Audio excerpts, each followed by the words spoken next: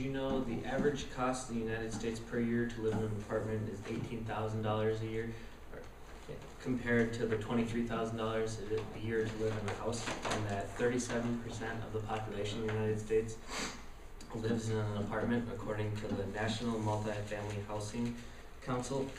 So this kind of ties into my future, what I want to be, because I want to be the one who makes that $18,000 a year off you living in your apartment. So I want to be, I guess it's a property management person, or I guess it's a fancy word for landlord. So I'm going to tell you about the day-to-day, the writing of the lease process, and then the eviction process. So start off, we're going to go with the day-to-day. The day-to-day can be all over the place depending on what you're doing.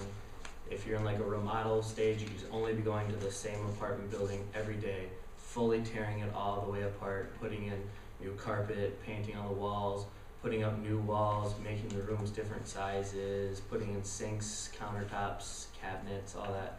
Or you could just be going back to your rental units and fixing a leaky sink, or say like their toilet's not flushing right, so you have to go there and fix that for them if they're complaining about it. And then you go back to your office or wherever you do all your paperwork, and you sit there and have to look at a decent stack of papers about every day. Doesn't seem like that much fun, but you have to keep going to keep your permits to be a legal landlord, and the crime-free housing, which is like the crime-free housing is a new thing that you have to keep up to date on. It's like a 3-strike process, and you have to, with the cops, so if the cops call on 3 times, you have to evict that person, so you have to keep up to date on all those rules and all that. And then you have to sit there, you have to write all your leases. And this is what lease looks like. So the lease is about the residence, the management, how much rent you're paying a month, and pretty much it's the rules of the land, which some people are kind of iffy about, because a lot of renters come in, they don't know their own renter's rights, and if you don't, highly recommend, if you're getting an apartment, read this book, all the rules you can ever get for your landlord's rules and your rules. So if you're coming in, there's all the reasons of the rights of the management, your rights, reasons to be evicted, the duration of the lease, how much rent you're paying a month, what utilities you're paying, so are you paying for your heat, your water, stuff like that. And if you breach this lease, which most renters do not do, but if you do breach your lease, you could go to what my dad, who has been a landlord for the last 25 years of his life, likes to call the fun part, which is the eviction. And really, you really don't want to make it to the eviction point, because it normally ends bad for one of you. Most of the time, it's a person who lives in the apartment, but a lot of the times also it's the landlord himself who either gets his apartment trashed and windows smashed in for no apparent reason, or your tire slashed, which happened to us recently. We got all of our vehicles tire slashed because we were kicking someone out. They weren't a very nice person. But the eviction notice, you have to give them a 30-day notice so they can get the apartment back to the standards of what you gave it to them in. And if they don't do that, you have to take their damage deposit, and they always seem to want to take you to court over their damage deposit because they don't think they ever did anything wrong, but there's always like their kid colored all over the wall, so you had to repaint it, but they said their child never painted on the wall. This and then, or you can get kicked out for the failure to pay rent, which is also another huge reason that you end up in court in this industry. And the judge always states pretty much that the landlord is going to be the one who gets his rent paid and gets his money back at the end of the day.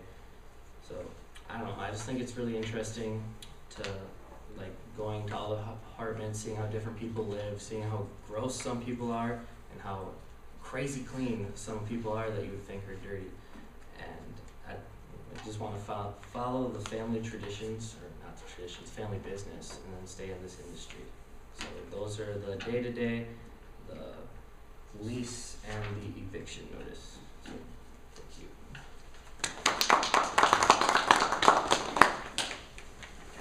Have you personally ever evicted someone? I had to serve someone an eviction notice on Friday, actually, so that's fun. Have you ever had someone get murdered in your not technically murdered, but a few months ago, a kid actually hung himself in one of the closets in one of our apartments. What are the reasons you are going to evict that person? What was that? What are the reasons you are going to evict the person who? Evict a person? Yeah.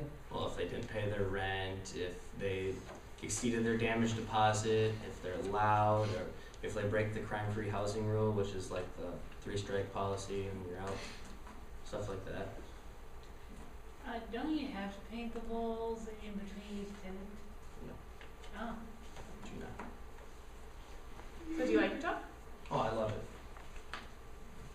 What kind of degree does that involve, just a business? You don't even have to have a degree. No, okay. You pretty much have to get the landlord license and all that kind of things, and then keep up with all like those permits and all that kind of stuff. What does that involve?